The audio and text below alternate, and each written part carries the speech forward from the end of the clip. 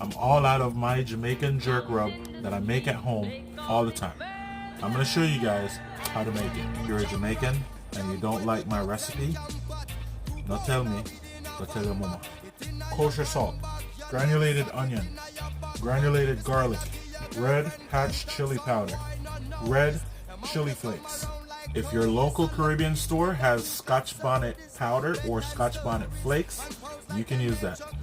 Ground allspice, whole allspice, crushed allspice, ground cinnamon, ground ginger, ground coriander, ground thyme, dried thyme, ground nutmeg.